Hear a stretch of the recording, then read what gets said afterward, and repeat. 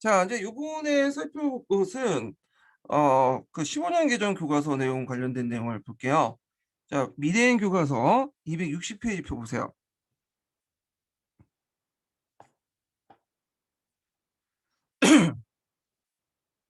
자, 여기 보면 이제 여기는 내용이 별로 없어요. 이 박정희 정권의 군정 관련된 내용이 별로 없더라고요.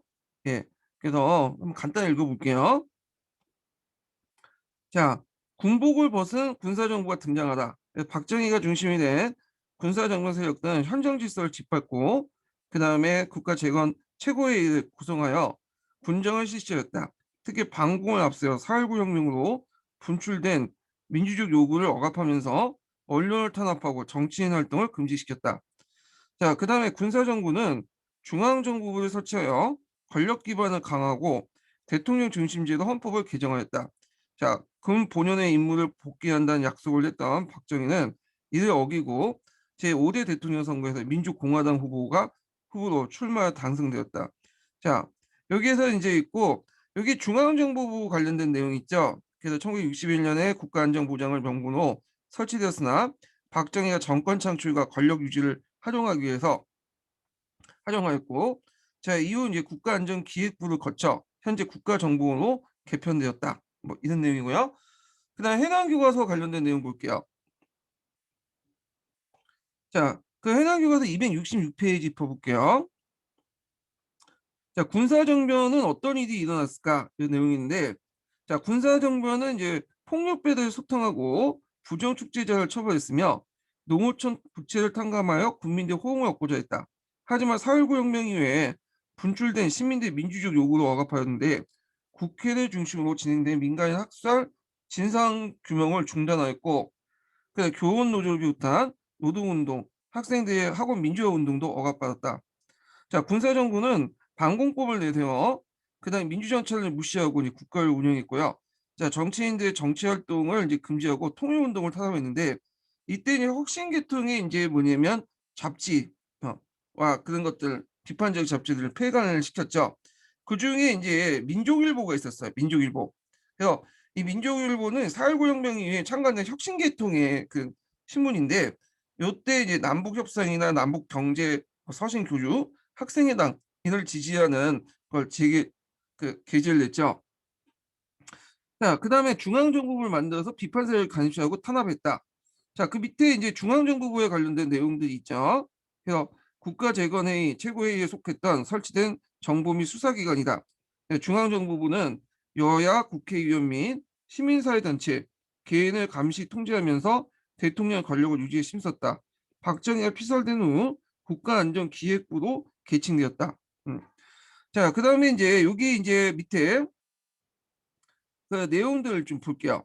자, 그 밑에 1962년 군사정부는 대통령 중심제와 국회 단원제 중심으로 하는 헌법을 개정을 했는데, 자, 이때 이제 정치인들 활동을 금지시킨 상태에서 중앙정부를 통해 비밀리에 민주공화당을 창당하였다. 자, 그 다음에 박정희는 민주공화당 후보로 대통령 선거에 출마하여 민주당 후보인 윤보선을 근소한 차이로 밀려 당선되었다. 이렇게 있죠. 자, 그 다음에 이제 이렇게 내용이 있고 그 다음에 박정희 정부의 출범 내용 이제 볼게요. 자, 이 박정희는 이제 그때부터 상공화국이라고 하죠. 보통 1공화국, 2공화국, 상공화국 이렇게 이제 공화국이 이제 우리나라는 지금 6번 공화국이 바뀌었는데 공화국이 이제 이렇게 바뀌는 거는 대개 헌법을 통해 권력 구조가 완전히 개편될 때 우리가 이제 바뀌어요. 그래서 우리는 지금 7차, 9차 개헌이 있잖아요. 지금 우리나라 헌법은. 근데 9공화국을 해야 되는데 어, 9공화국이 않고 보통 이제 60이라고 하죠. 보통 지금 계속 60으로 넘어가죠. 노태우 때부터 60인데 그건 뭐냐 권력 구조가 크게 변한 개헌 때만 한정돼서 얘기를 했기 때문에 5번의 개헌만. 그래서 개헌에 따라서 무조건 공화국이 바뀐 게 아니라 권력 구조가 개편될 때 이런 식으로 1공화국, 2공화국, 3공화국 이렇게 이제 얘기를 하죠. 그래서 이제 박정희 때 이제 개헌한 것을 바탕 군정 때 개헌을 바탕으로 해서 권력 구조가 바뀌죠. 자, 이때 이제 대통령제가 다시 시작되죠. 요걸 제3공화국이라고 해요. 제3공화국. 그다음에 뒤에 이제 유신 정권 때 있죠. 유신 정부가 등장하면서 또 권력 구조가 개편되죠. 이때는 제4공화국이라고요. 제4공화국. 자, 그러면 그 관련된 내용들 한번 읽어볼게요. 자, 군사정부는 1962년 12월 대통령 중심제와 국회 단원제를 골자로 한 새로운 헌법을 제정했다.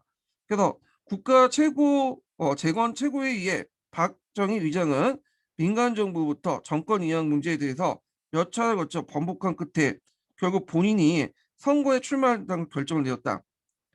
1963년 12월 민간 정부의 이양을 위해 대통령 선거가 실시되었고 군사 정부 인사들은 주도한 민주공화당의 후보로 박정희는 민정당의 이제 그 윤보선 후보를 15만 표로 근소하게 차이를 누리고 누르고 대통령에 당선되었다. 이렇게 있거든요. 요거는 이제 민정당인가요, 그때? 제가 알기로는 민주당으로 알고 있는데, 예.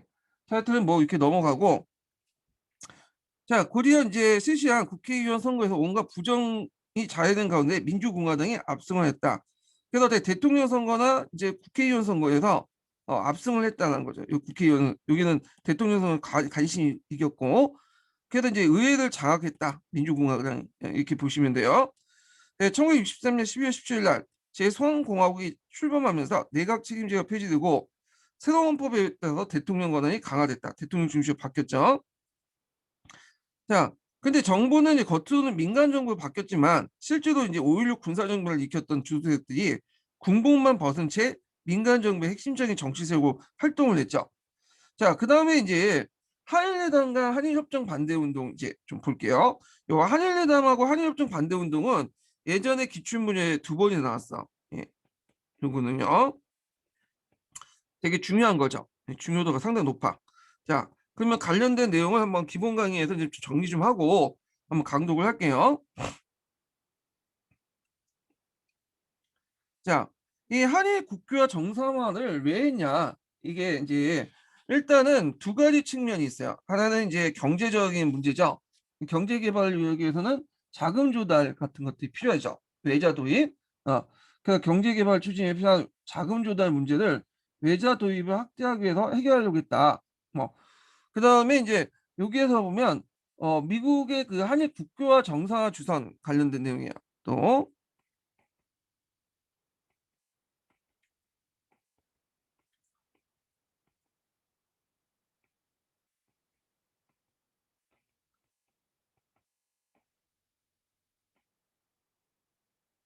자, 그 당시 이제 한미일 삼각 공동 안보 체제를 형성할 필요했었거든요. 미국 입장일 때는. 그러니까 이제 그 이게 추진이 아니라 저기 그 주선이네요. 예. 그래서 미국이 이제 한일 국교 정상을 추진했는데 자, 미국이 입장일 때는 이제 그 당시 한미일 그 삼각 공동 안보 체제를 형성을 하려고 했고 그래서 이제 그 당시 일본을 끌어들여서 한국도 그 연결해가지고 중국이나 이런 그 공산권의 같은 세력 진출을 막으려고 했어요. 그러기 위해서는 그런 그 한국과 일본이 관계가 이어져야 되죠. 그 당시에는 이제 국교 정상화 되지 않다 보니까 그러니까 미국의 입장을 또 어떻게 하든 이제 한국 정부에 압력을 내갖고 이런 식으로 국교화를 이제 정상을 깨하려고 했다. 그래서 이제 이런 것들이 이제 배경으로 해갖고 이제 뭐냐면 한일 국교화 정상화 회담이 이루어지게 되죠. 협상 관계 과정은 그 당시 이제 우리나라 분위기가 그 일본과 협상하는 것에 대해서 상당히 뭐냐면 어, 별로 안 좋게 생각했어. 그래서 그 국민 여론을 이제 정서를 고려해서 비공개로 진행을 했고 일단 김종필이 일본에 가서 이제 오이다와 이제 뭐냐면 협상을 하죠. 그래서 이제 일단 그 김종필 5일간의 메모를 교환을 해요. 그 내용이 뭐냐면 그 재산 청구권과 보상 청구권 문제를 어떻게 할 것이냐. 그래서 이걸 바탕으로 이제 해결을 받죠. 그게 이제 뭐냐면 김종필 오이다 메모예요. 네, 요거 외워 두셔야겠죠. 자, 그래서 이제 이렇게 사전 준비를 하고 나서 한일 기본조약 및 재협정을 존인하고 국회에 비준을 하게 돼요. 그때 이제 야당 의원들은 전원 불참을 하게 되죠. 그래서 요 한일 기본조약 관련된 내용, 기본조약 한일 협정 관련된 내용이 예전에 그 이름을 명칭을 쓰다고 문제가 나왔어요. 예, 그래서 정확한 명칭은 한일 양국 사이의 상호 관계를 규정하는 기본 조약. 예. 이렇게 있는데 한일 협정 정도만 쓰면 다 맞게 해 줬을 거예요. 뭐 이렇게 플레임으로 다 쓰라고 까지는 하진 않은 것 같아요. 제 생각에는. 이게 원래 정확한 명칭이죠. 예. 자, 요 한일 기본 그 협정은, 그러니까 한일 협정은 크게 이제 구성이 4 개로 구성이 돼 있어요. 예. 그래서 이제 어업에 관한 협정과 그다음에 재외교포의 어떤 법적 지위와 대우에 대한 협정, 한일 재산 및 청구권 해결과 경제 협력에 대한 협정, 한일 문화재 및 문화 협력에 관한 협정. 이렇게 4 개로 이제 구성이 되는데 뭐 이런 명칭까지 다 알 필요 없고 여기에서 이제 중요한 내용들만 좀 볼게요. 여기에서 이제 교과서에 많이 나오는 것이 뭐냐면 요거요. 한국과 일본 사이에 맺어진 건 1910년 이전에 조약에 대한 한국과 일본 조약에 대해서 그 한국과 일본이 각기 자국의 입장에서 인위적으로 해석할 수 있는 여지를 많이 두는데 요 내용이에요.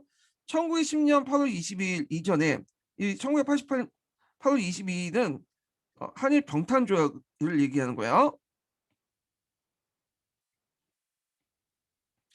자, 1910년도 8월 22일 이전에 대한제국과 일본 사이에 체결된 모든 조약은 모두 이미 무효함을 확인한다. 이 내용이거든. 요거는 우리한테 좀 약간 좋을 것 같은 느낌이 들죠. 근데 이게 해석이 따라 달라질 수 있어. 자, 이게 왜 해석에 따라 달라질 수 있냐면, 자, 여기 보면, 자, 1910년 8월 20일 날,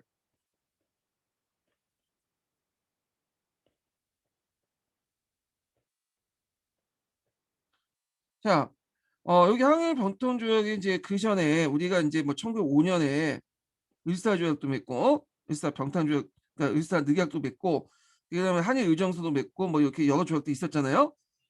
우리에서는 이제 입장 올 때 8월 20일 날 한일 병탄조약 때 이게 무효하니까 이걸 기반으로 한 그 전에 무효 조약도 무효다. 이렇게 이제 생각을 한 거야. 그래서 우리는 이미 무효화해서 무효를 강조하는 거야. 그래서 병탄조약이 무효니까 그러니까 병탄조약 이전에 대한 이제 모든 무역도 다 무효다. 여기까지 이전까지 요길 기호 이전까지 다 무효다라고 해갖고 요 무효를 강조하는데 자 일본 애들은 그렇게 생각을 안 했어요. 어떤 식으로 얘는 생각하냐면 일단 1945년에 한일 이제 한국이 독립됐잖아요. 그 다음에 1948년에 한국 정부가 이제 세워졌죠. 그리고 뒤에 이제 뭐 샌프란시스코 강화 조약 이런 것들 있잖아요. 그러니까 45년부터 이제 48년까지 이게 거치면서 일제가 패망하면서 이미 이제 뭐냐면 이전의 조약들은 이미 무효화 됐다는 거야. 이미 무효. 그러니까 요 45년부터 그 전까지는 다 무효화 됐고 왜냐면 여기 이제 45년 48년까지는 이제 뭐냐면 이미 이제 한이 이제 뭐냐면 그 한국이 독립하고 그다음에 독립정부가 만들어지고 뭐 샌프란시스코 강화조약 이렇게 만들어지면서 1945년까지 이제 그 시점에서 지금 국교가 맺은 그 시점까지는 이미 45년부터는 이미 무효화됐다는 거야. 얘네들은 임의를 강조해요. 그러면 이 말은 1945년까지는 무효됐어. 이미 무효였고 35년 이전까지는 이거는 무효가 되지 않는 이제 뭐냐면 합법적이라는 거죠. 그래서 이제 을사조약과 한일 병탄조약과 그 전의 조약도 합법적이고 1945년 이전에 일본의 지배도 합법적인 거예요. 예. 그러면 우리한테 그 뭐냐면 배상을 해줄 필요가 없죠. 배상을. 어. 그래서 이런 식으로 해석해. 우리는 여기 무효를 강조해서 한일 병탄조약과 그 전에는 다 무효했기 때문에 일본의 지배는 불법이다. 이렇게 이제 해석한 데 반해서 일본 애들은 45년, 48년 하면서 실제로 이제 그 전에 조약들은 실효적 어떤 지배가 이제 끝나기 때문에 이거는 무효고 무효가 됐다는 거죠. 이미 무효가 됐다는 거죠. 그렇기 때문에 그 전에는 이제 뭐냐면 합법적인 지배를 했는데 1945년, 48년 이부터는 이제 뭐냐면 이미 무효화가 됐기 때문에 이제 거기는 지배가 끝났다. 이 조약의 체결에 시효가 끝났다. 뭐 이런 식으로 해석을 해버리는 거야. 자, 이러면 우리한테 배상금을 지불할 필요 없고 사과를 할 필요 없겠죠. 예. 자, 이런 식의 이제 뭐냐면 여지를 뒀다. 이렇게 좀 기억을 해두시면 되고요. 자, 그다음에 식민지 시기에 일본으로부터 받은 피해에 대한 청구권 자금의 성격을 이제 제공을 했다. 그래서 얘네들은 이제 뭐냐면 그 보상 배상을 지급한 게 아니라 독립 축하금이라는 이름으로 이렇게 뭐냐면 지급을 한 거죠. 네. 축하금으로. 왜냐면 배상은 불법적인 지배를 통해서 했기 때문에 이거는 받아들일 수 없고, 다만 이제 우리가 인제 "너희들이 독립을 했으니까 독립 축하금을 준 거다." 이거는 앞에서 인제 그 당시 이 구조를 1910 년대 8월 10년 8월 22일 이전에 대한제국과 일본 사이에 체결된 조약 등을 모두 이미 무효한다 해서 임의를 강조해서 1945 년까지 지배는 합법적이고, 그 이후부터 인제 실효성이 상실됐기 때문에 이미 무효화됐다, 이런 식으로 해석해서 인제 주는 거예요. 예. 그래서 이거는 그래서 이제 이게 이제 문제가 되는 거죠, 뒤에. 예. 왜냐면 공식적으로 일본으로부터 그 사과를 받지 못했다. 이런 것들이 인제 지금도 계속 문제가 되고 있잖아요.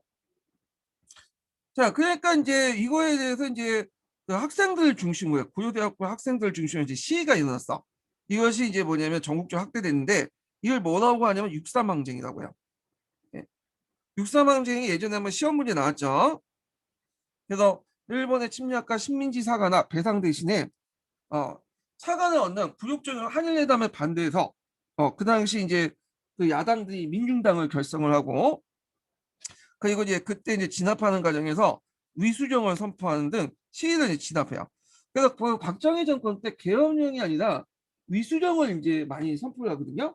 왜 계엄령을 선포하지 않고 위수정을 많이 하냐면, 이 위수정이라는 게 육군 부대가 일정한 곳에 주둔하면서 그 지역의 치안과 질서를 유지를 하는 건데, 주로 이제 계엄령 같은 게 나중에 국회 비준을 받아야 돼요. 허락을 받아야 되는데, 위수정 같은 경우에는 대통령령으로만 할 수 있기 때문에 이 위수령을 많이 선포를 했어. 그러니까 상대적으로 정치적 부담이 적죠, 위수령 같은 거는. 그리고 인제 이 육삼환쟁이 나니까 이걸 또 공안 사건으로 또 덮으려고 무슨 사건을 인제 조작했냐면, 제1 차 인민혁명당 사건을 일으켰어요. 요거. 네. 자, 이거는 중앙 정부가 인제 뭐냐면 만들어 놓은 조작 사건이야. 예. 이게 이제 1차 인민혁명당 사건이라고 한 것은 후에 인제 유신 정권 때 제2 차 인민혁명당 사건이 일어났기 때문에 이제 요 전에 일어났던 사건을 제1 차 인민혁명당 사건이라고 하는데, 자, 요때 인제 어떤 사건이냐, 인민혁명당이라는 조직, 그러니까 이제 인민혁명당 인혁당이죠, 약칭. 이 인혁당 조직이 뭐냐면 여러 이제 단체들을 포섭해서 그 뭐야 국회에 사주를 받고 자금을 받고 지원을 했다는 거야. 근데 그 인혁당이라는 상위 조직은 그냥 만들어 놓은 거야, 중앙 정부가. 하여튼 인혁당이라는 가상의 어떤 조직을 만들어서 그 가상의 조직으로부터 북한을 인제 통해서 이제 어떤 자금이나 지시를 받았다. 자, 이런 명목으로 많은 사람들을 뭐냐면 기소를 했어요. 그때 이제 26 명이 구속 기소를 당했거든요. 근데 이제 그 검사들이 보니까 이게 말도 안 되는 거야. 그래 갖고 검사들이 "이거 도저히 우리 공소 못 하겠다. 기소 못 하겠다." 막 난리친 사건도 그전에도 있었어요. 그래서 인제 이 기소 문제를 가지고 결국에는 옥신각신하다가 그 이제 26 명만 기소를 했는데, 그 과정에서 검사들이 인제 많이 반발을 해서 검사들도 많이 옷 벗고 나오고. 예. 자, 근데 이제 26 명을 뭐냐면 재판을 붙였는데, 막상 그 이제 최종 판결은 어떻게 됐냐.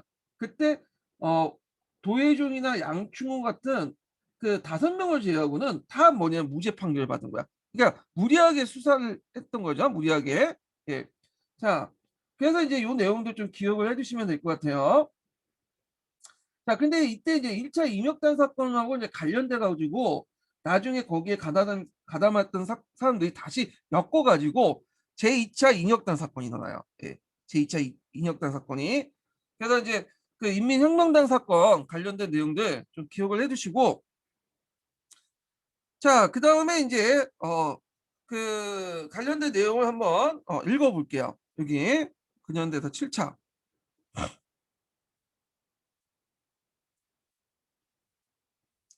자, 경제 개발의 필요성과 미국의 요구에 의해 1961년 10월 부터 제기된 한일회담은 이전과 달리 철저한 비공개로 진행되었다. 소위 김종필과 오이라 각서로 대표되는 부적절한 회담 내용이 공개되면서 그 국민들의 한일 협정에 대한 반대 의사를 표출하기 시작했다. 그 밑에 이제 김종필 오이라 각서 내용이 있죠. 이건 이제 한일 협정의 기본이 되는데, 대개 보면 이제 청구권 관련된 내용이에요. 그래서 이제 뭐 무상 원조는 한국 측이 3억 5천만 원, 일본 측이 2억 5천 달러 이렇게 주장하면서 이제 합의를 본 게 3억 달러고, 그다음 유상 원조 관련된 내용이 있죠. 그래서 그 당시 이제 이걸 제 바탕으로 경제 개발을 하기 위해서 자금을 마련해서 이렇게 했던 거죠. 그 밑에 잠깐 볼게요. 자, 한일협정은 한일 양국 사이의 상호 관계를 규정하는 기본조약 하에 제1교포의 법적 지위와 대외에 관한 협정, 어업에 관한 협정, 청구권 문제 해결, 경제협력에 관한 협정, 한일 문화재 및 문화협력에 관한 협정 등 네 가지 협정을 구성됐다. 그러나 한일협정은 우선 기본조약에서 한국과 일본 사이에 맺어진 1910년 이전의 조약에서 한국과 일본이 자국의 입장에 따라 인조 해석할 수 있는 여지를 남겨뒀다고 했죠. 그래서 한국은 무효를 강조했고, 그 다음에 일본은 이미 무효를 강조했어. 그래서 무효를 강조했던 것은 이제 앞에서 한일 병탄 조약을 통해 을사 조약은 다 무효다. 그렇기 때문에 일본이 35년 동안 지배한 건 불법이다. 이렇게 하면은 먼저 주장을 보면 일본은 1945년부터 예전까지는 합법이었는데 1945년부터는 이미 무효가 됐다는 거야. 이때부터 이제 실효성이 상실됐다. 그렇기 때문에 35년간의 지배는 합법이다. 뭐 이런 식으로 해석을 한 거죠. 또한 식민지 시기 때 이제 일본으로부터 받은 피해가 청구권이라는 애매한 그 뭐냐면 성격의 자금을 받았죠. 그러니까 배상금이라는 이름으로 받아야 되는데 뭐 청구권, 독립축하금 이름으로 받았다는 거죠. 자, 그래서 일제로부터 이제 사과를 이제 받지 못했다는 거. 자, 그리고 이로 인해서 최근까지 식민지 통치하에 개인적으로 피해를 입은 사람 배상 문제가 해결되지 못하고 있다. 이건 뭐냐면 이때 이제 한일협정 맺을 때 정부 차원에서 이제 맺고 나서는 나머지 개인은 이제 그 뭐냐면 그 정부 차원에서 이제 맺은 걸 가지고 너네들 알아줘라. 우리가 청구권을 줬으니 거기에서 알아서 너네들이 해결해서 이제 줘라. 이런 식으로 이제 넘겼다는 거야. 그래서 이게 이제 지금 문제가 된 거야. 왜냐하면 이제 개인적으로 이제 피해를 입은 사람들이 일본 법원에 그 소송을 내더라도 이미 한일협정에서 너네들 이거 끝나지 않았느냐. 그 피해를 입은 사람도 다 이제 뭐냐면 위임해서 정부가 청구권을 받고 뭐 이런 식으로 독립축하금을 받지 않았냐. 뭐 이런 식으로 해갖고 뭐냐면 넘어가게 된 거죠. 그래서 무죄 판결 내고 뭐 이렇게 하게 돼요. 예. 자, 하여튼 그 내용을 볼게요. 그래서 김종필 오이라 각설 대표 굴욕적인 회담 내용이 공개되면서 국민은 한일협정에 대한 반대 의사를 표출하기 시작했다. 그래서 1964년 3월 24일 날 대규모 학생 시위가 발생함으로써 학생들과 야당이 주체가 된 한일협정 반대 운동이 6월 3일 날 최고조로 이르게 되죠. 이걸 이제 6.3 사건이라고 하죠. 그래서 이제 6.3 사건 때 이제 주로 이제 그 고려대 학생들 있죠. 네, 고려대 학생들이 나와가지고 이제 그 주도를 했는데 그 외에 이제 여러 시민들이 같이 참여를 하고 이때 이제 뭘 했냐? 예전에도 한번 시험 문제 나왔는데 그 당시 이제 박정희 정권을 막 비판하면서 박정희 정권이 민족적 민주주의를 내걸었거든요.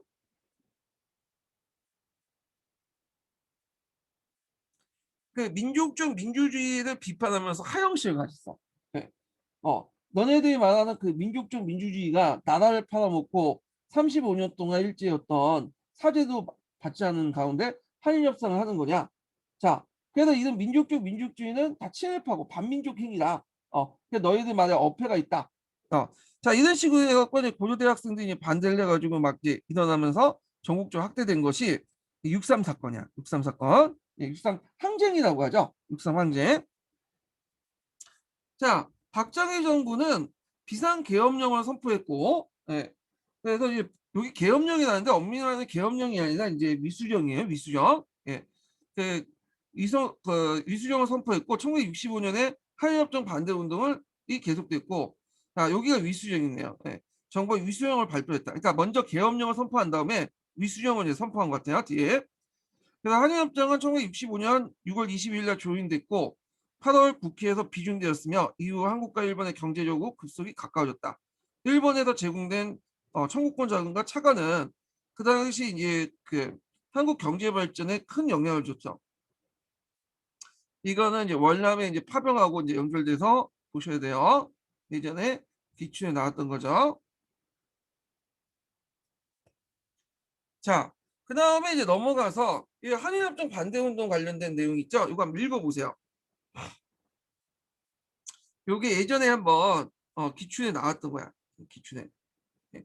그래서 여기 보면 민족적 민주주의 장례식 해서 고려대 학생들이 와서 이제 장례식을 이제 치르는 그런 내용인데, 요때 민족적 민주주의를 내세웠던 것이 박정희 정권이기 때문에 박정희 정권의 이제 말들이 이 한일협정을 통해서 이제 거짓말을 들통났다. 뭐 이렇게 해서 이제 뭐냐면 장례식을 치르는 건데, 물론 이건 상징적인 퍼포먼스인데, 자, 요 내용들 기억을 해두시고요. 자, 그 다음에 이제 베트남 파병과 관련된 내용을 좀 볼게요. 자, 베트남 파병도 예전에 기출문제 나왔죠? 요거 어떤 식으로 나왔냐면, 그 당시 경제개발 그 마련, 그 경제개발을 위한 자금 마련과 그 다음에 브라운 각서 있죠? 브라운 각서. 그래서 이제 우리나라 정부하고 이제 미국이 베트남 전에 국군을 파병하면서 이제 협상을 벌였어요. 근데 미국 측에서 뭐냐면 파병의 대가, 우리나라 파병의 대가 여러 가지 보상 조치 같은 걸 해주게 되는데, 요걸 적어놓은 것이 브라운 각서야. 이 브라운 각서. 이게 이제 원래 비밀 각서였다가 나중에 이제 밝혀진 거죠. 이 브라운 각서. 그래서 이 브라운 각서 내용들 좀 기억을 해두시면 될 것 같아요. 요게 뒤에 있죠. 브라운 각서.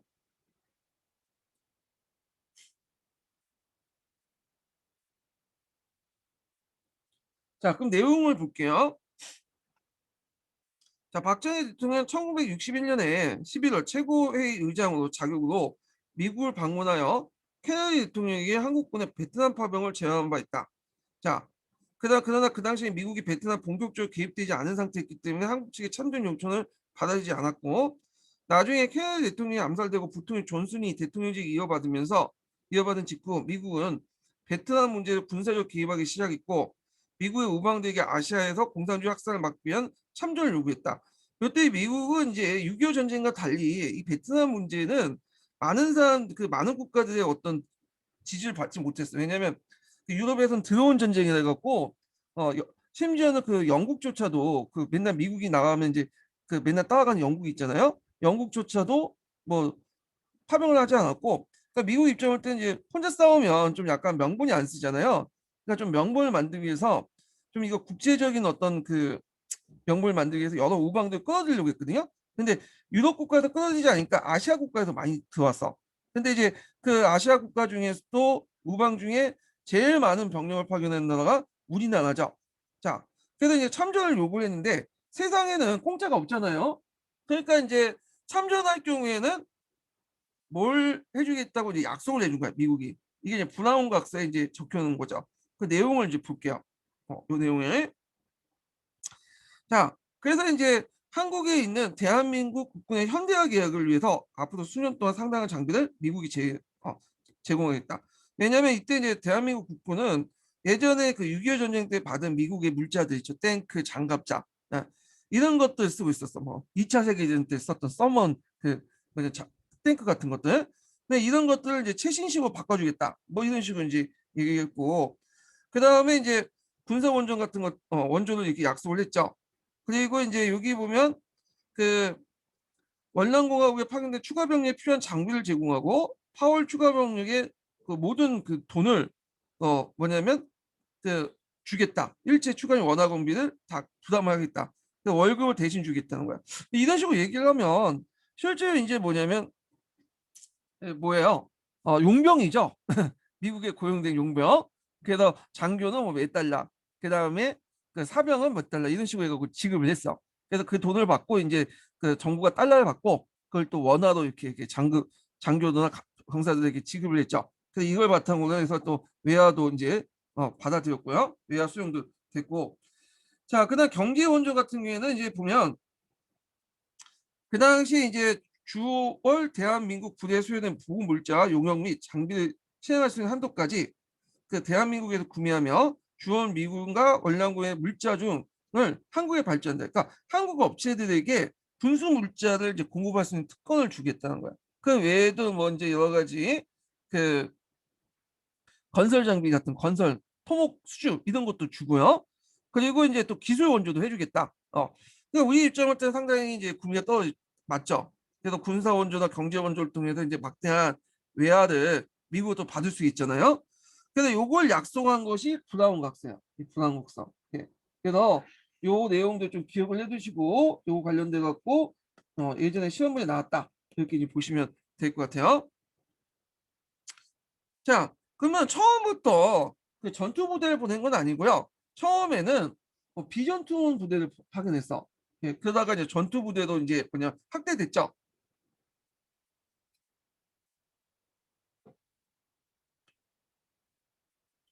자, 박정희 대통령은 존슨 행정부의 파병 요청을 적극적으로 받아들였는데 대한민국 정부는 우선 비전투 부대를 파병했고 곧이어 해병대와 육군 보병을 포함한 전투 부대를 이제 파병하기 시작했다. 1964년부터 73년까지 베트남에 파병한 한국군은 연인원 32만 명이고 그러니까 실제 5만 명이지만 이게 만약 교체가 되잖아요. 그것까지 합쳐 32만 명이었다는 거예요.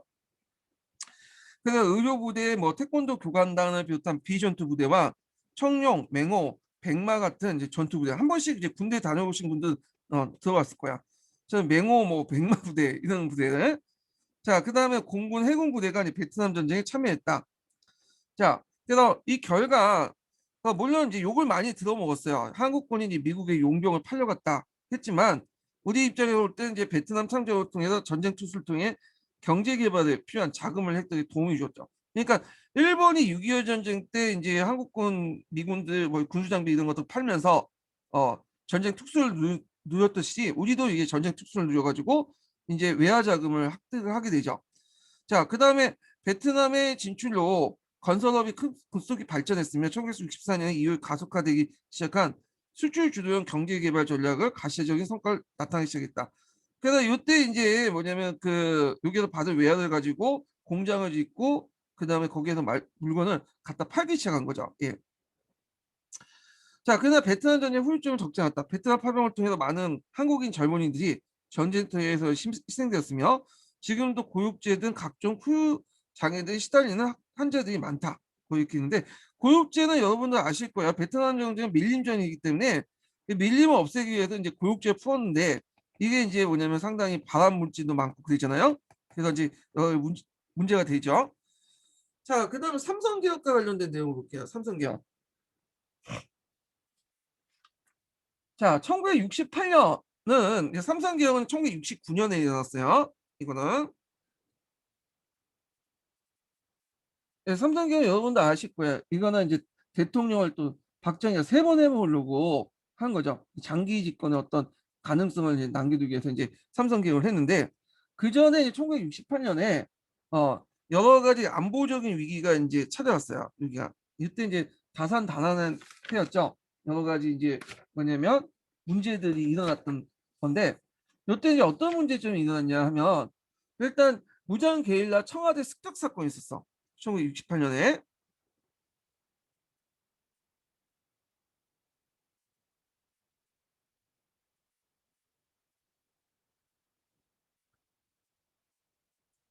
이걸 이제 1.2 사태라고 하죠.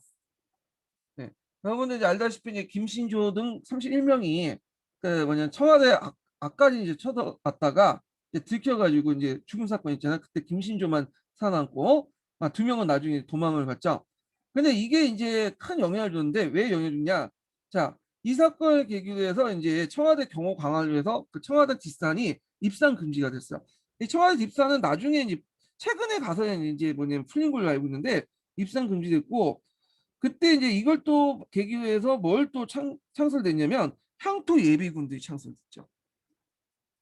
군대 다니고 나서 한 7, 8년 동안 또 예비군에 끌려다니잖아요. 그래서 막 김신주 욕하고 요때 이제 한 250만 정도의 예비군이 이제 구성이 됐어요. 네. 그리고 주민등록제도도 요때 이제 만들어진 걸로 알고 있어요. 왜냐면 그때 이제 그 뭐냐면 신분을 이제 명확하게 이제 신분을 파악해서 주민등록제 제도도 이제 이렇게 만들었고 그다음에 이제 또 하나의 사건이 뭐냐면 미국 정찰 군함이었던 푸에플로가 있어요.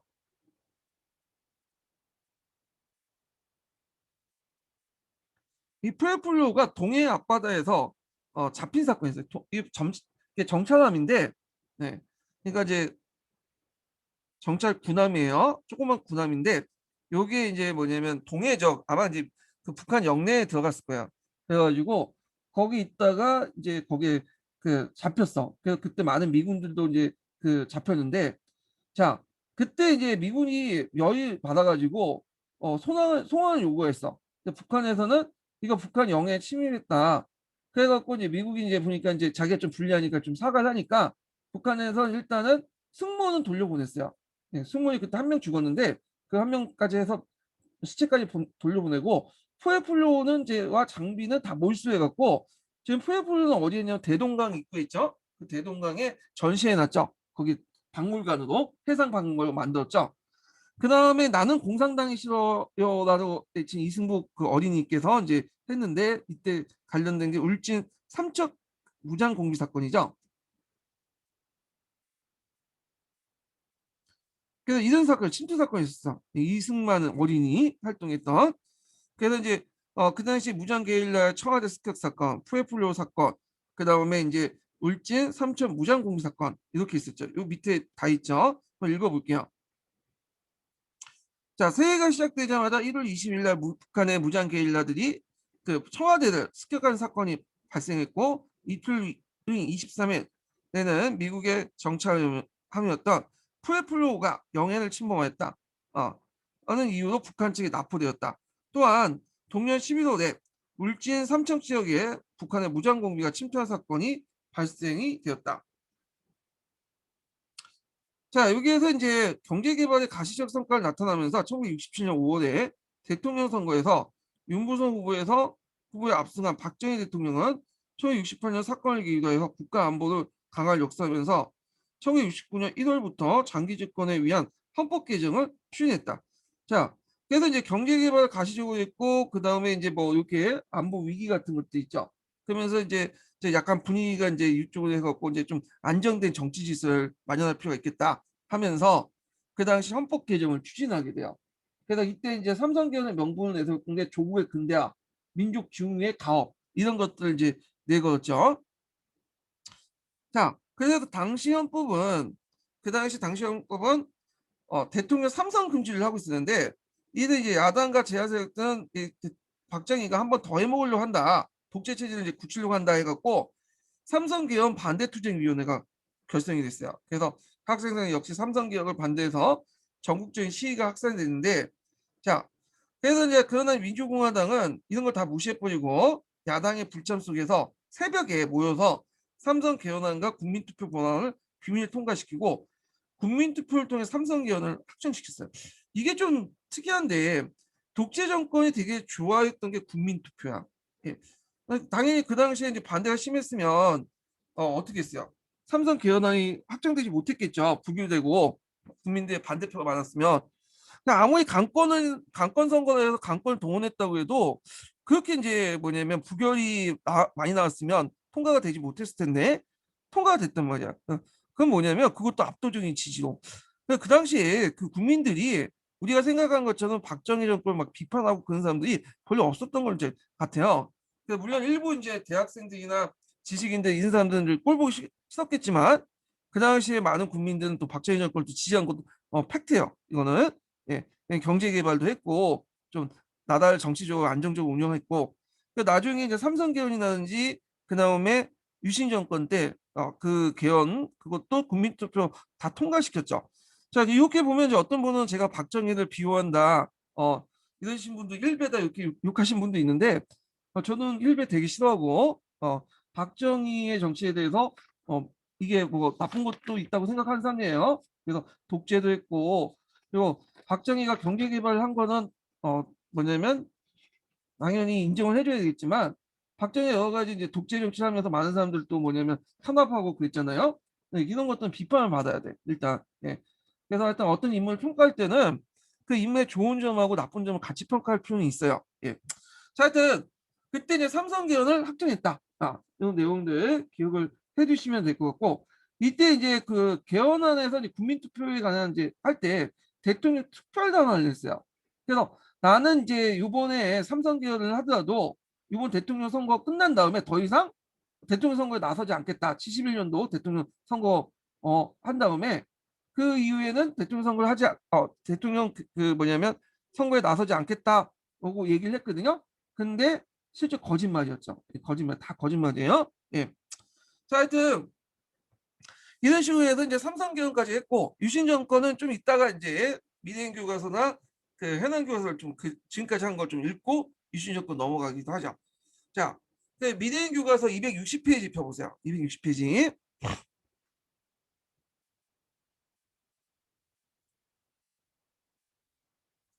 자, 한일협정의 체결하다 이렇게 내용 보면, 자, 박정희 정부는 군사정비의 정당성을 확보하기 위해서 경제개발을 발전을 추진했다.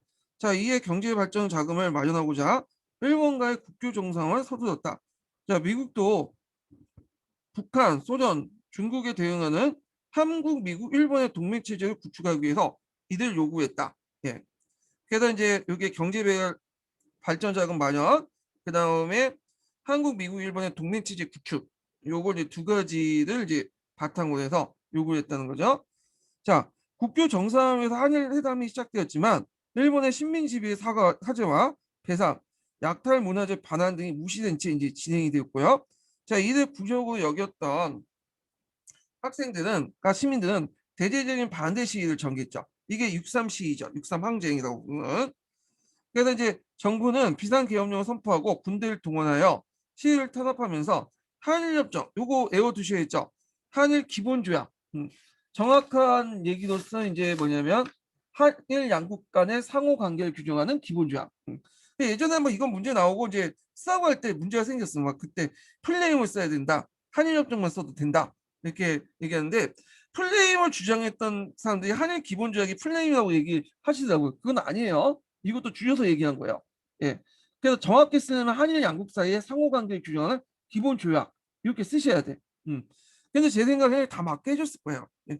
어떻게든 하나든 남이 이제 1점이라도 맞는 걸 방해하기 위해서 그런 식으로 얘기를 하시는 분들이 되게 많은데, 요거는 별로 좋은 거는 아닌 것 같아요. 제 생각에는. 자, 그 결과 박정희 정부는 경제 개발에 필요한 자금을 일부 확보했지만 한계점 있죠. 일본으로부터의 어떤 식민 지배에 대한 사죄와 배상은 받아내지 못했다. 근데 이제 박정희 정부가 이제 여기에서 좀 볼 수 있는 게 뭐냐면, 다른 독재 정권에서는 경제 개발 이제 자금 같은 걸 지원을 받으면 다 개인적으로 썼어. 뭐 부정부패를 하거나 뭐 하여튼 사치 쓰거나 뭐 이렇게 했는데, 얘는 그래도 좀 뭐냐면 경제 개발 썼다는 게 의미가 있는 거야. 그래서 박정희가 이제 경제 개발한 거는 나름대로 이제 긍정적 평가를 해줘야 돼요. 요즘은. 자, 그 다음에 이제 넘어가서 베트남 전쟁에 파병하다 이렇게 볼게요. 한일 국교 정상으로 한미일의 지역 집단 안보 체제가 구축한 미국의 요청으로 박정희 정부는 베트남을 파병했다. 파병한 영국, 프랑스 등 미국의 요청을 거부하는데 국제적 지지를 받지 못했고, 왜냐하면 이 미국의 이제 전쟁이 6.25 전쟁처럼 명분이 없는 거야. 어떤 이제 다른 나라 지지를 받으면 명분이 있어야 되는데, 이거 자체가 이제 뭐냐, 드론 전쟁이다. 거기 남베트남 정권 썩어 빠졌는데 왜 지원을 해주냐. 그러다 보니까 미국이 단독으로 개입하려니까 좀 명분이 없잖아요. 국제적인 어떤 정당성이. 그러다 보니까 좀 이걸 뭐냐, 국제적인 협력을 통해서 전쟁을 한다는 걸 보여주기 위해서 이 우방들에게 부탁했는데 다 거부당하니까 이제 한국은 이제 서는데, 한국한테 그냥 준 것도 아니죠. 공짜로 해준 것이 아니라 대가를 이제 주니까 한국에 이제 참전을 한 거죠. 자, 그 야당을 비롯한 이제 국내 여론도 부정적이었다. 그렇지만 파병의 대가로 미국부터 한국군의 현대화 경제 발전을 위한 기술 및 차관 제공을 약속받았다.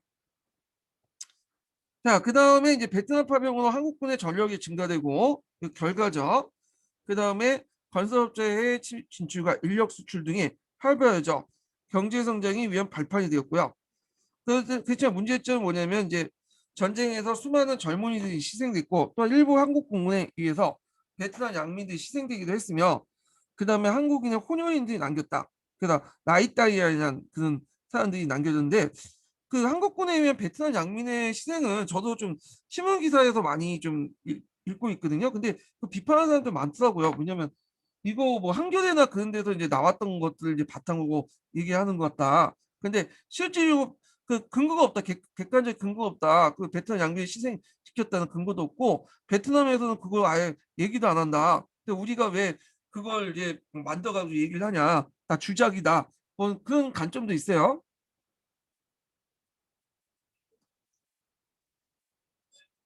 자, 하여튼 이렇게 있고, 삼성 개혁을 통해서 이제 장기 집권을 도모하다 이렇게 볼게요. 자, 박정희는 경제 발전의 성과를 내세워 재선 성공한 후에 대통령 3회 연임을 허용하는 개헌을 추진하여 장기 집권을 도모했다. 자, 국민과 야당은 이를 반대하여 전국적인 시위를 전개했지만 정부와 여당은 반공태세 강화와 국가 발전의 구실로 여론을 억압하여 삼성 개혁을 단행했다. 예. 그래서 이제 이거는 약간 이제 그 대통령 삼성 금지를 이제 조항을 없애는 내용인데 그 밑에 적혀 있는 것처럼 이승만 4.351 개혁과 좀 유사하죠.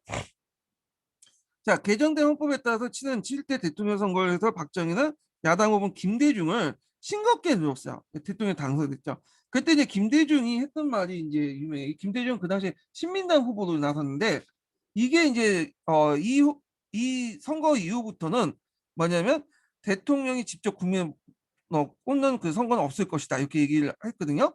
근데 김대중 말대로 유신 정권에 넘어가서 이제 대통령 직접 뽑지 못하고 예, 통일 주체 국민회의에서 뽑았죠. 전두환 때까지. 예.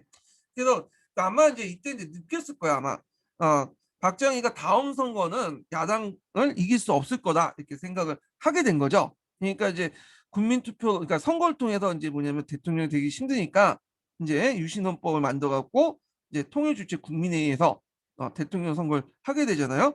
그때 이제 삼성 딱 여기 제 생각은 삼성까지만 좀 하고 그냥 물러났으면 상당히 국부로서 추대를 받을 수 있었는데 좀 그렇죠. 약간 이제 욕심이 권력욕이 좀 너무 앞섰어. 예. 자, 이후에 이제 국민의 자유를 억압하는 반공 독재 체제가 강화됐다.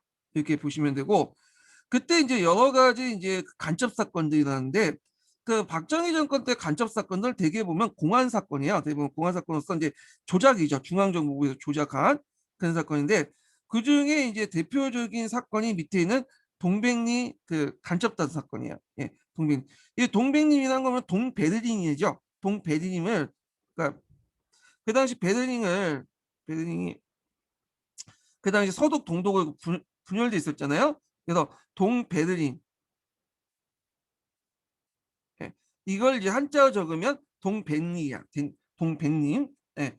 그래서 이제 이때 동베르링을 통해서 그 당시 이제 뭐냐면 많은 이제 그 지식인이나 음악가, 작곡가 이런 사람들이 와서 어, 북쪽으로 넘어가서 지령을 받았다. 그래서 이제 이런 식으로 해가지고 이제 공안 사건을 이제 만든 다음에 관련자들을 서독에서 직접 잡아와요. 예. 근데 이 문제가 이것은 이제 문제가 있는데 서독 입장일 때는 일단 문제가 있으면 자국 정부에 이제 먼저 정식 공문을 보낸 다음에 양해를 구하고 인터폴을 통해서 잡아와야 되는데 지훈체 몰래 들어와가지고 이제 잡아온 다음에 거기 이제 국내에 들어와서 잔인한 수사 고문도 하고 자 그러니까 이제 뭐 서독이나 이제 프랑스 정부에서 이제 강제 영해에 대한 어떤 영토 주권 침해에 나서 상당히 강력한 항의를 받게 돼요. 자, 이 동백리 사건 같은 경우에는 이제 그거 대표적인 그 당시에 이제 그 중앙정부에서 만들어낸 공항 사건이다. 이런 것들을 보시면 돼. 이런 그 주작된 공항 사건들이 그 당시 이제 박정희나 그다음에 그 전두환 정권 때 상당히 많았어. 왜냐면 이런 공항 사건을 만들어 가지고 좀 그 당시 이제 반대 세력들을 제거하고 국내의 어떤 것들 위기의식을 조성을 시켜가지고 자기 불만을 무마시키기 위해서 이렇게 하려고 했던 거죠. 그래서 이제 앞에서 얘기한 건 육삼항쟁이라니까 앞에서 대표적인 공항 사건, 조작 사건이었던 제1차 인민혁명당 사건을 일으켰죠. 요거와 연결시켜서 보시면 될 것 같아요. 그 일환으로 이제 했던 것이 동백림 사건이다. 이렇게 보여요. 이건 아마 이제 삼성계열 관련된 때문에 이 사건을 일으킨 것 같아요. 삼성계열 때 뭐 반공태세 강화 이런 것들 내세우니까 뭔가 뭐 위기의식을 조성을 시켜야 될 거 아니야? 그러니까 대규모 간첩단 사건을 만들 필요가 있었어요. 그래서 이런 동백림 사건들 만들었다. 그리고 뭐 나올 수도 있어요. 예전에 제1차 인혁단 사건은 나오니까 요런 공안 사건들도 나올 수 있으니까 명칭 정도만 좀 기억을 해두시고 요거는 그 삼성 개헌 때 그 불만을 무마시키기 위해서 한 거다. 이렇게 이제 보시면 될 것 같아요. 자, 그 다음에 이제 해당 교과서 좀 볼게요. 해당 교과서 207페이지인가? 267페이지요. 네, 267페이지. 자, 해당 교과서 이제 읽기 전에 두 번째 이제 뭐냐면 인증번호 알려드릴게요. 두 번째 인증번호는 16번입니다. 16번. 자, 여기 이제 그 시민들이 한일협정을 왜 반대했을까? 이렇게 있는데 요 앞부분은 이제 전에 있었던 거 겹치니까 넘어갈게요. 그리고 이제 박정희 정부가 이제 뭐 사과 배상 없이 국교를 정상화하니까 이것이 아주 6.3 시기가 있었고, 배상하고 보상은 차이점을 아시죠? 보상이라는 것은 적법 행위를 했는데 여기에서 이제 피해가 있으면 보상을 해주는 거고, 배상이라는 거는 불법을 행위했는데 그거에 대한 피해는 배상이 되는 거죠. 근데 배상금이 아니라 청구권이나 독립축하금이나 이런 걸 받았잖아요. 그러니까 이제 이것이 굴욕적인 대일 외교다 해서 이제 반발 불려일으켰던 거야. 그래서 이제 6.3 시기가 이제 일어났고, 자, 그 다음에 이제 이듬해 한일협정은 이제 한일 기본조약을 맺게 되죠. 예. 그래서 이제 있고, 배상금이 아니라 경제 형제 협력 자금, 청구권 자금을 받았다. 그래서 지금까지 일본 정부 이들 근거에 징병이나 징용 같은 식민지 피해에 대한 사과 배상을 거부를 하고 있다. 이렇게 있어요. 그래서 요거 밑에 한번 볼게요. 한일협정 관련된 내용. 이 한일협정은 기본조약하고 앞에서 언급한 4개의 그 부속조약으로 구성이 돼 있어요. 그래서 1965년에 한일 기본조약과 부속조약으로 4개 협정을 맺었는데, 뭐 청구권 경제협력 및 제일교포, 문화재, 문화교 협력에 관한 협정인데, 이게 잠깐 설명하는 게 제일교포와 관련된 거예요. 그 당시 이제 일본에는 제일교포들이 많았어요. 근데 이게 제일교포의 이제 국적 문제가 이제 문제가 됐던 거예요. 국적. 왜냐하면 그때 이제 제일교포들이 뭐 자기가 가고 싶어서 갔겠어요. 일제시대 때 못 먹고 못 사고 하니까 또 강제 끌려온 사람도 있고. 근데 이제 막상 오니까 이제 일본에 정착을 해가지고 생활하다 보니까 이제 한국 가기 좀 힘든 거죠. 근거지가 일본에 있다 보니까. 근데 이들 국적 문제는 이제 왜가 문제가 됐냐면, 왜 문제가 됐냐면, 자, 1960년 전까지는 이들은 국적이 없었어요. 왜냐하면 북한하고 남한이든 일본은 수교를 안 했으니까 국적이 없는 거야. 그래서 그 일본 애들이 이걸 조선 국적으로 만 거야. 조선. 그러니까 따로 이제 만든 거죠. 조선 국적. 조선이라는 건 일제가 이제 우리가 식민지 당시에 조선 있죠. 요걸 국적으로 이제 사용할 거예요. 예.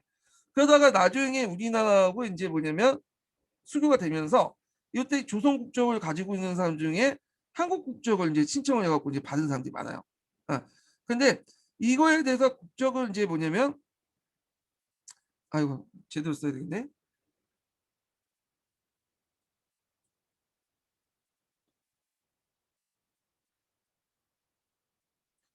근데 이제 한국 국적을 이제 받은 사람들이 상당수가 많은데, 그 중에 일부는 한국 국적을 거부한 사람도 있었어. 나는 이제 여러 가지 이유가 있겠지. 뭐 사상적인 측면도 있고 이념적인 측면도 있고, 북한이 그립다. 김일성 수령님이 아바이가 그립다 하는 사람들은 거부를 했겠죠. 상당수가. 그리고 하여튼 그래가지고 이제 한국 국적 포기하고 신청하지 않고 있는 예전에 조선 국적을 계속 가지고 있는 사람이 있어요. 근데 이 조선 국적을 가지고 있는 사람들 되게 친북적 성향을 가지고 있는 사람들이 많거든요. 송환도 가고. 예.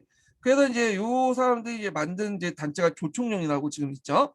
자, 이렇게 이제 나눠졌어. 그래서 이제 이거 좀 기억을 해두시고 다시 읽어볼게요. 그다음 문화재 문화협력에 관한 협정 이런 것들 맺었다.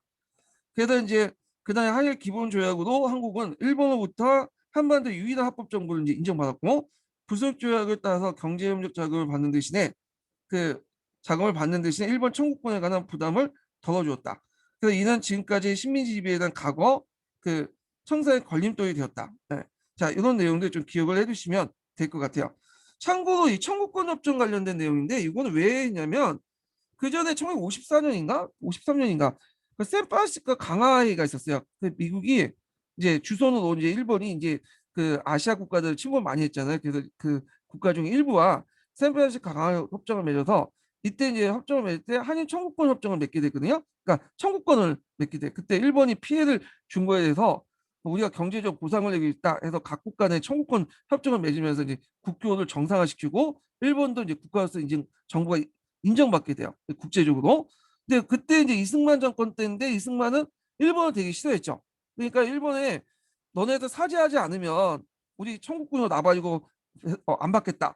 그러면서 그때 이제 한일 그 청구권은 이제 뭐냐면 그 저, 무산됐거든요. 근데 이때 이제 한일 협정이 맺으면서 샌프란시스코 강화회의 때 그 했던 근거로 해서 한일 청구권 협정이 맺어진 거야. 예, 청구권 협정이. 자, 하여튼 요 내용들 좀 기억을 해두시고, 자, 베트남 전쟁을 볼게요. 자, 베트남 전쟁이 시작된 후 미국의 요청으로 한국군의 파병이 시작됐다. 그래서 박정희 정권은 파병의 대가로 미국부터 한국군의 현대화를 위한 장비 및 경제 개발에 필요한 기술 차관 및 지원을 받기 시작했는데 요걸 이제 볼 수 있는 게 브라운 각서죠. 예, 브라운 각서. 자, 한국의 베트남 파병에 된 군인의 송건, 베트남은 또 군수 물자와 건설 산업 참여 등을 외화 등을 벌어들일 수 있었다. 그렇지만 이제 아까 얘기했지만 5천 명 중에 죽고 뭐, 1만 명이 다쳤으며 고엽제 피해자도 속출되었다는 거. 자, 그래서 이제 또한 베트남 민간인들 피해 책임과 라이따이안의 문제 등이 남아 있었다. 뭐 이런 것도 있고요. 자, 그 다음에 이제 넘어가서 거기 이제 여기 뭐 민간인 그 학살 베트남 전쟁에서 관련된 내용인데 한번 읽어보시고 자, 그 다음에 이제 넘어서 몇 페이지 보시냐면 이제 유신 체제 성립 관련된 내용 볼게요. 유신 체제 관련된 내용이 요번에 시험 문제 나왔죠. 요번에 유신 체제에서 이제 그 당시 어떤 식으로 대통령을 선발했냐, 통일 주체 국민회에서 이제 선발했다. 뭐 그런 내용이 나왔잖아요.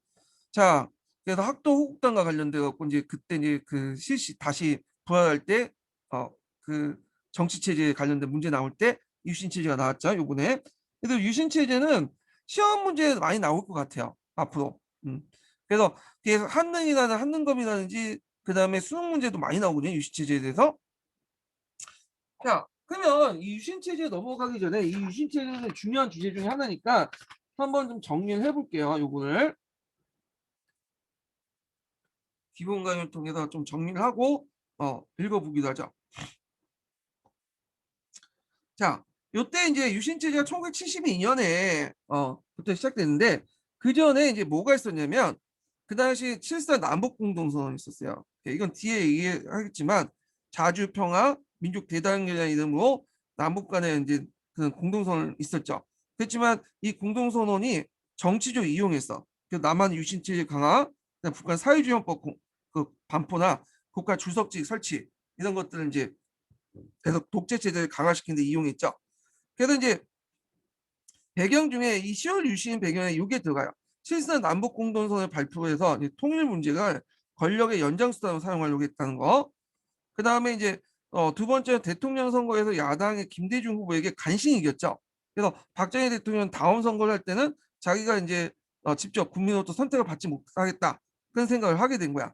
그래서 이제 1인 장기 독재 체제 확립하기 위해서 이렇게 있고 그다음 미소 냉전 체제 약화. 그래서 이제 예전에는 뭐 김일성이든 뭐 박정희든 간에 그 냉전 체제 이용해 갖고 이제 권력을 강화했는데 이게 냉전 체제 약화되고 그다음에 미국부터 이제 약간 이제 뭐냐면 관계가 꺾어져. 그때 뭐 미국의 그 대통령 카터 대통령인가 와가지고 이제 그 물론 유신 체제 그 말기 때 얘기지만 자 그때부터 이제 뭐냐 그 전부터 이제 전후에 가서 미국하고 관계가 안 좋게 되죠. 그러면서 이제 뭐 주한미군도 철수되고 일부가 그러다 보니까 이제 여러 가지 뭐냐면 어 그런 반공을 통해서 이제 뭐냐면 체제 유지하기 좀 한계가 들어가기 시작해요. 예. 자, 등등. 자, 이런 거에 대해서 유신헌법을 반포하고 유신체제를 마련하게 되죠. 자, 유신헌법을 보면 자, 유신체제 때 이제 유신헌법에 강조된 게 한국적 민주주의구나. 우리는 이제 서유랑 미국이 다르다. 분단 국가고 앞으로 통일을 해야 된다. 그래서 강력한 리더십을 통해서 이제 정치를 해야 되는데 이걸 이제 뭐라고 이제 포장을 했냐면 한국적 민주주의라고 강조했어. 한국적 민주주의. 그래서 유신헌법 이제 발표 과정을 보면 일단은 이제 초헌법적 국가 긴급권을 이제 반포하고 발동해서 국가 긴급권이라는 거는 없었어요. 그러니까 유신헌법 이전에 마련했지만 그 전에 없었죠. 이런 걸 이제 발동을 해서 국회를 해산시켜. 그리고 그 정치 활동을 다 금지시키고 비상계엄을 선포를 하고요. 그리고 나서 이제 뭐냐면 통일주체 국민대의원 선거법과 시행령 공포하고 그 다음에 이제 대의원 선거를 해서 박정희 대통령을 당선시키죠. 예. 그 전에 이제 유신헌법을 만들고 그러니까 유신헌법을 통해 국민투표를 통과시킨 다음에 이걸 바탕으로 통일주체 국민대의원 선거법과 시행령 공포해서 박정희를 대통령 당선시켰다 이렇게 보시면 돼요. 그러니까 유신헌법 자체가 그 만들기 과정에서 이미 이제 뭐냐면 기존의 권력 체제를 해체시키고 거의 친이쿠데타죠.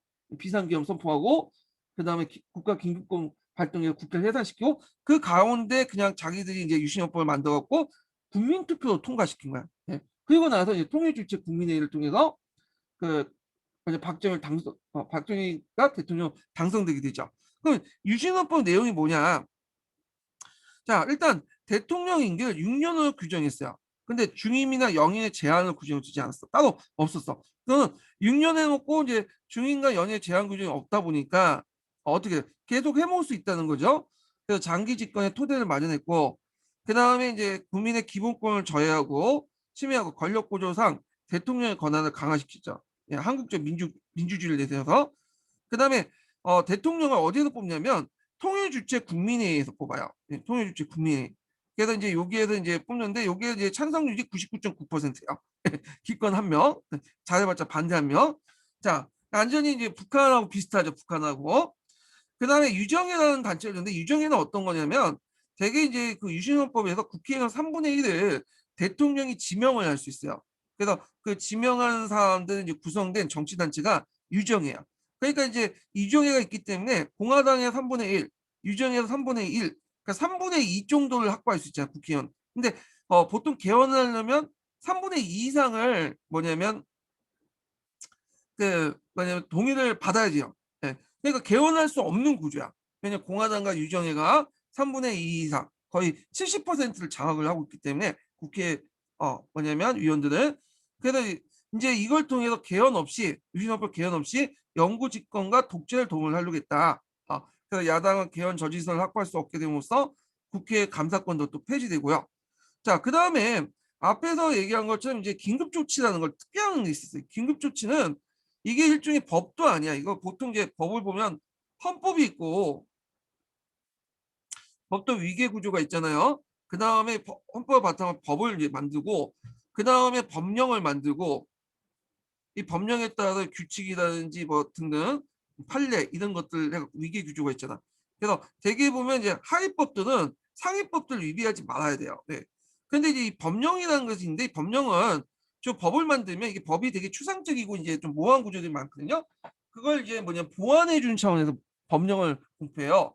그래서 이제 뭐 되게 행정부에서 반포하죠. 대통령령, 뭐 국무총리령, 국무총리령, 그다음에 내무부령 이렇게 있는데 이 긴급조치는 법도 아니고 이 법령에 속해요. 일종의 대통령이 공포할 수 있는 명령이야. 근데 이게 이 긴급조치는 헌법에 있는 건데, 실제로 이제 시행하는 과정이 법과 헌법을 초월해요. 상위법이야. 그러니까 긴급조치가 이 일개 행정 그 명령이 헌법과 법 위에 있는 거야. 이게. 자, 이게 좀 잘못된 거죠. 예, 그래서 이게 크게 잘못됐는데 이 긴급조치를 이제 뭐냐면 해서 이제 공포를 해요. 원래 긴급조치는 뭐 경제적 위기나 이런 것들 할 때 이제 공포를 한 건데 실제로 이제 그 긴급할 때만 한 건데 실제로 자주 반포해. 그래서 긴급조치 1호부터 해서 9호까지 이렇게 이제 반포를 하죠. 되게 이 반포할 때 이제 내용들 보면 되게 정치적 이유죠. 자기 이제 뭐냐면 반대파들 제거하나 비판을 입을 막기 위해서 이제 긴급 조치를 하게 되죠. 그래서 긴급 조치 1호는 이제 그 당시 유신헌법이라든지 비판, 개헌 논의 일체 금지라고 그다음 긴급 조치 4호는 이거 좀 기억을 해주세요. 요거는 그 당시 반정부 운동단체가 있었는데 전국 민주청년 학생 연합회라는 게 있었거든요. 주로 민천학년이라는 조직이 있었어. 자, 이 민주당이라는 조직을 뭐냐 탄압하기 위해서 뭘 다시 부흥시키냐면 인민혁명당을 다시 끄집어 들어요. 그래서 인민혁명당이라는 조직을 이제 만들고 예전에 한번 만들어놨죠. 그 관련된 사람을 또 끌어다서 인민혁명당이나 상위 조직을 만들고 이 인민혁명당을 통해서 민천학령이 인민혁명당이 민천학령을 이제 지시하고 자금을 대줬다. 근데 그 지시와 자금은 다 어디에 나왔다? 북한에 나왔던 거야. 네. 간첩 조직이라는 거예요. 인민혁명당과 민주혁명당은 간첩 조직이다. 이렇게 묶어요. 네. 그래서 이제 이런 식으로 긴급 조치를 하고 그때 이제 인민혁명당에 가담했다는 이유로 많은 사람들이 이제 국가 어떤 그 반란죄 등등을 해가지고 사형에 처하죠. 예. 그것도 사형 판결 다음에 한 48시간 내에 사형을 처해. 그래서 이제 이걸 이제 인혁당 사건, 제2차 인혁당 사건이라고 하는데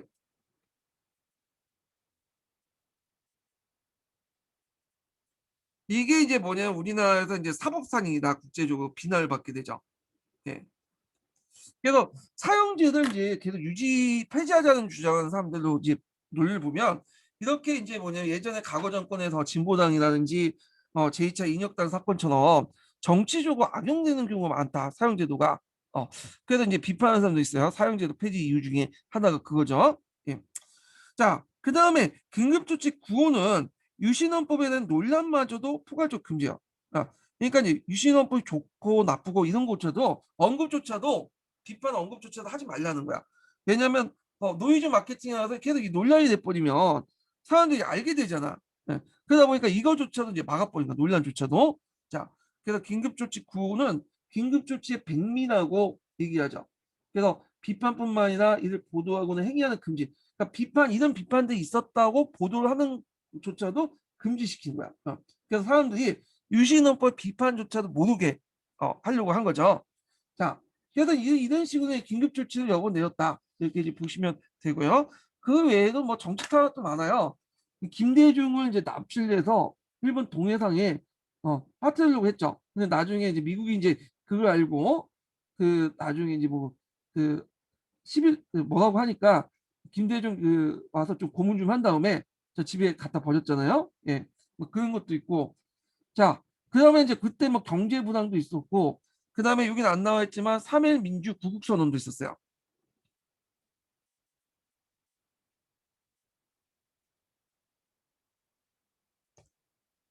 근데 윤보성, 김대중, 함석현 같은 각계각층의 이제 그 지도권 인사들이 유신 체제 반대하면서 그 발표한 선언들 이런 것도 있죠. 이거 자, 그래서 이제 여기 있네요. 그래갖고 이제 뭐 대학생들, 재하인사, 언론인들 중심의 반대 시위도 있었고, 개헌청원 100만 명 서명 운동도 있었고, 그다음 1976년에 3.1 민주 구국 선언도 있었고, 3.1 민주 구국 선언은 교과서에도 나오더라고요. 예. 자, 그러다가 이제 뭐가 있었느냐? 자, 이때 이제 이렇게다가 제2차 원유 쇼크가 일어나죠. 원유 파동이 일어나는데 요거는 이제 그 당시 이란에서 호메이니 정권이 일어나잖아요. 그러면서 이제 가격이 폭등한 사건이야. 근데 석유 가격이 폭등을 했는데 이게 이제 뭐냐면 정치적으로 이제 큰 타격을 줘요.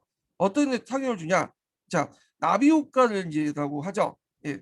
그래서 YH 무역 노조 신민당 농성 사건이 있는데 YH 무역 노조들은 옷이나 가발 같은 것들을 만들었던 그 당시에 좀 대기업이었어요. 근데 제2차 그 원유 파동, 석유 파동을 겪고 나면서 이 무역이 그 파산을 하게 된 거야. 그래서 그 당시 사장은 도망가고 미국으로 월급을 못 받은 여공들이 신민당사를 이제 점거해 갖고 농성을 벌이는데 그때 이제 신민당사를 이제 점거하고 농성하는데 신민당에서는 그냥 내버 돌아있는데 경찰들이 들어와 가지고 그 여공들을 이제 막 잡아간 거야. 근데 여공들이 잡아갈 때 이제 한 명이 잘못해 갖고 그못하면 추락사를 당해요. 예.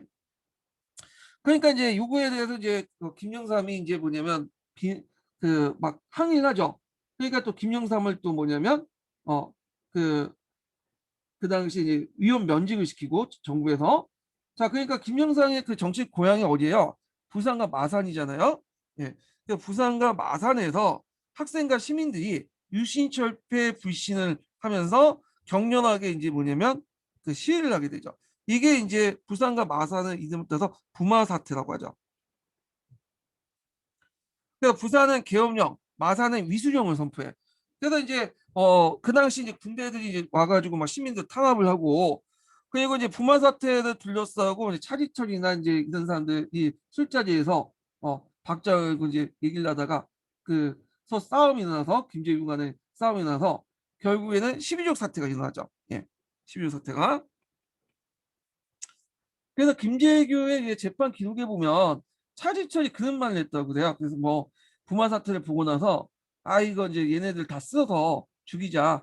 어, 그 캄보디아에서 보면 100만 명 이상 죽이지 않았냐?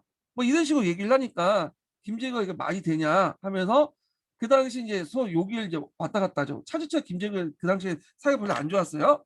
그래놓고 김재규가 총을 가지고 들어와갖고 차지철을 죽이고 그다음 박정희를 죽였던 사건이 12.6 사건이죠. 예. 그래서 이제 중앙정보부 부장 김재규가 박정희를 살해하고 유신 체제가 정말 깨게 됐다. 그래서 2차 원유파동이라는 그 사건이 YH 무역노조 신민당 당사 점검 농성을 일으켰고, 그 과정에 김영삼이 위원 논직을 달면서 부마 사태가 일어났고요. 부마 사태에서 이제 논쟁하는 과정에서 사이가 안 좋았던 김재규와 차지철이 서로 총질하다가 그러니까 김재규가 이제 차지철 총질하다가 12호 사태가 일어나서 유신체제가 종말했다. 네, 이렇게 좀 기억을 해주시면 될 것 같아요. 자, 그러면 이제 관련된 내용을 한번 읽어볼게요. 예, 여기 천재교에서 관련된 내용을 읽어보겠습니다.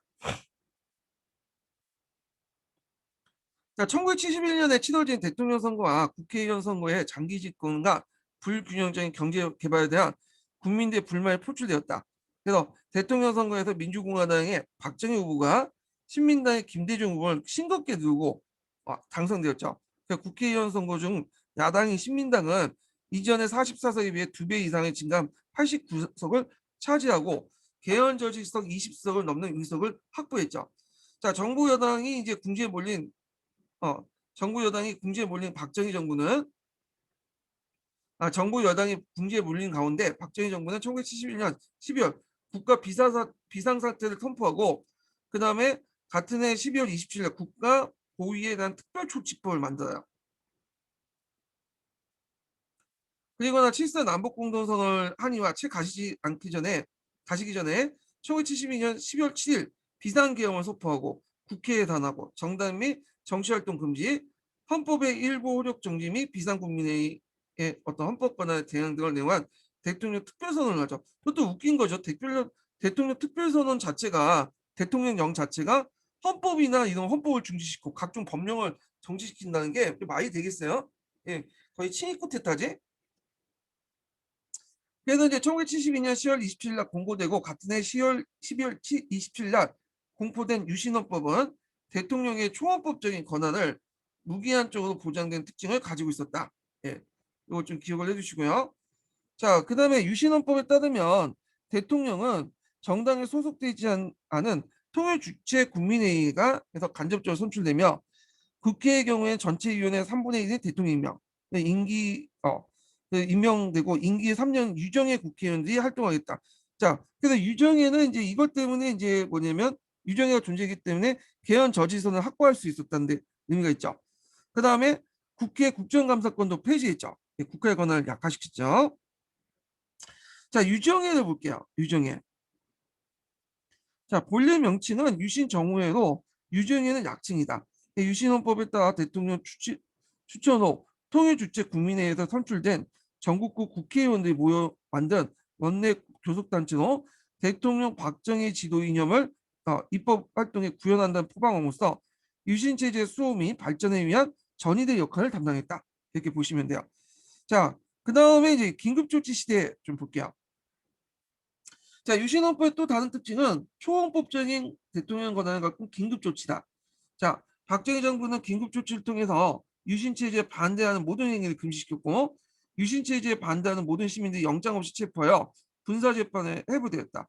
자, 유신체제는 경제개발 명분하에 노동상권을 제한했으며, 그 다음에 언론 통제를 강력하게 실시했다. 또한 정부는 대통령의 가장 강력한 경제자였던 김대중을 제거하기 위해서 일본에 체류했던 그를 1973년 납치해서 자택을 연금시킨 노가 국내 큰 파문인데, 원래 죽이려고 했는데 동해에 빠뜨리려고 했는데 미국 CIA에서 이제 뭐라고 하니까 거기에 이제 공헌한 다음 자택 연금 시킨 거야. 자, 1974년엔 전국 민주청년 학생연맹 사건, 그러니까 민청학령 사건이죠. 자, 그래서 이제 이걸 발표해서 대통령이 유신 반대 시를 억압하고자 했다. 그 다음에 1976년은 앞에서 이제 3일 민주구국선언을 하게 되죠. 자, 그 3일 민주구국선언 그 밑에 있는데 좀 읽고 이제 볼게요. 그래서 그때 국회의원을 포함한 정치인, 종교인, 교수 등 18명이 기소였다.